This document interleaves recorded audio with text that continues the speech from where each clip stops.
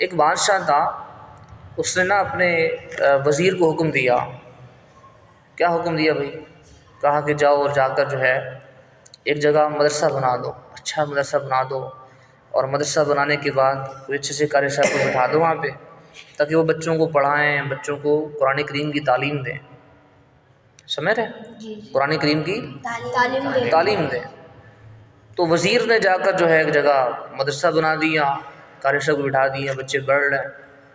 تو پھر وزیر جب وہاں پر آیا واپس، تو بادشاہ نے پوچھا کہ آپ نے مدرسہ بنا دیا؟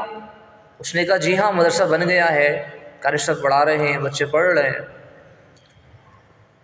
تو بادشاہ نے کہا چلیں وزٹ کرتے ہیں، جا کے دیکھتے ہیں کیسے مدرسہ بنایا اور کیسے پڑھائی ہو رہی ہے. تو جب بادشاہ آیا تو دیکھا کچھ بچے پڑھ رہے ہیں، کچھ کھیل رہے ہیں، کچھ ادھر ادھر بیٹھے ہوئے ہیں. تو بادشاہ نے کہا کہ سب کو جمع کرو اور میں ان سے کچھ باتیں کرنا چاہتا ہوں. بادشاہ نے سب کو جمع کر لیا، بچے سب آ گئے. تو بادشاہ نے ایک سے پوچھا کہ تم بڑے ہو کر کیا بنو گے؟ میں قرآن کریم پڑھنے کے بعد یا دیگر علوم پڑھنے کے بعد تم آگے کیا کرنا چاہتے ہو، کیا بنو گے؟ تو انہوں نے کہا کہ کسی نے کہا کہ ہم کسان بنیں گے، کسی نے کہا ہم کھیتی باڑی کریں گے، کسی نے کہا ہم جو ہے وہ انجینئر بنیں گے، کسی نے کہا ڈاکٹر بنیں گے، تو کسی نے کہا ہم جو ہے موچی بنیں گے، پڑھنے کے بعد موچی بنیں گے. سمجھ رہے ہیں؟ تو جب یہ باتیں سنی تو بادشاہ نے کہا کہ ایسا کرو مدرسے کو بند کر دو. کیونکہ مقصد کیا تھا کہ تعلیم قرآن عام ہو، قرآن کی تعلیم عام ہو. لیکن جب دیکھا کہ وہ قرآن کی تعلیم عام نہیں ہو رہی، بلکہ یہ کسان بن رہے ہیں، تو کبھی کوئی ڈاکٹر بن رہا ہے، تو کوئی فوجی بن رہا ہے، تو کوئی انجینئر بن رہا ہے، کوئی موچی بن رہا ہے، تو اس طرح سے مطلب لوگ کر رہے ہیں. تو آپ نے کہا کہ ایسا کرو مدرسے کو کیا کر دو، بند کر دو. یہ کہنے کے بعد بادشاہ اپنے وزیر کے ساتھ جا رہا تھا، دیکھا کہ ایک بچہ بڑی محنت کر رہا ہے، قرآن کریم پڑھ رہا ہے. بادشاہ جاتے ہیں اور کہتے ہیں کہ السلام علیکم. بچہ سلام کا جواب دیتا ہے، جواب دینے کے بعد پھر پڑھنے لگ جاتا ہے. بادشاہ دوبارہ سلام کرتے ہیں، دوبارہ سلام کا جواب دینے کے بعد پھر پڑھنا شروع کر دیتا ہے بچہ. بچے کو پھر بادشاہ سلام کرتے ہیں، بچہ سلام کا جواب دیتا ہے، کہتا ہے بادشاہ سلامت، کچھ کہنا تو کہیے، میرا ٹائم برباد نہ کریں، مجھے پڑھنے دیں. اللہ اکبر. بادشاہ نے کہا بیٹا پڑھو، ضرور پڑھو، لیکن میں آپ سے کچھ بات کرنا چاہتا ہوں. تو بادشاہ نے کہا کہ بیٹا مجھے اتنا بتاؤ کہ تم پڑھ لینے کے بعد بنو گے کیا؟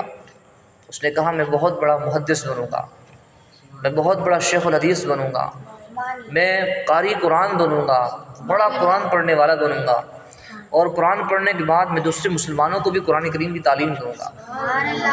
تو جب یہ باتیں ہوئی نا تو بادشاہ نے کہا کہ ایسا کرو مدرسے کو رہنے دو، مدرسے کو مدرسہ رہنے دو. کیوں؟ کیونکہ ہمارا یہ جو مقصد تھا کہ قرآن کریم کی تعلیم عام ہو، وہ مقصد ہمارا یہ بچہ پورا کر دے گا. سمجھ رہے؟ ایک بچہ بھی اگر مقصد کو پورا کر رہا ہے، سمجھ لیں کہ وہ ادارہ وہ کیا ہے، کامیاب ہے. یعنی ایک بچہ اگر پڑھ لیتا ہے، پڑھ لینے کے بعد وہ اگر آگے پڑھاتا ہے، آگے دین پھیلاتا ہے، تو صاف ظاہر ہے اس میں بھی فائدہ ہے، نقصان نہیں ہے. ایک بچہ اگر 10 بچوں کو پڑھاتا ہے، 10 بچے پھر آگے اور 10 کو پڑھاتے ہیں، اس طرح کرتے کراتے یوں نظام بن سکتا ہے. تو بادشاہ نے کہا کہ ایسا کرو مدرسے کو رہنے دو. بادشاہ نے کہا کہ ہمارا مقصد پورا ہو گیا ہے. سمجھ میں آ رہی؟ تو مقصد کیا ہے؟ آپ قرآن پڑھ رہے ہیں تو مقصد کیا ہونا چاہیے؟ عالم بننا ہے، قاری قرآن بننا ہے، حافظ بننا ہے. ٹھیک ہے؟ پڑھ لینے کے بعد پھر ایسا نہیں کہ چھوڑ دینا ہے، بلکہ اسے اور آگے پہنچانا ہے. پہنچائیں گے بیٹا؟ انشاءاللہ. اچھا پڑھیں گے، سمجھ کے پڑھیں گے تو فائدہ ہوگا نا، نقصان تو نہیں ہوگا. ہے بھائی؟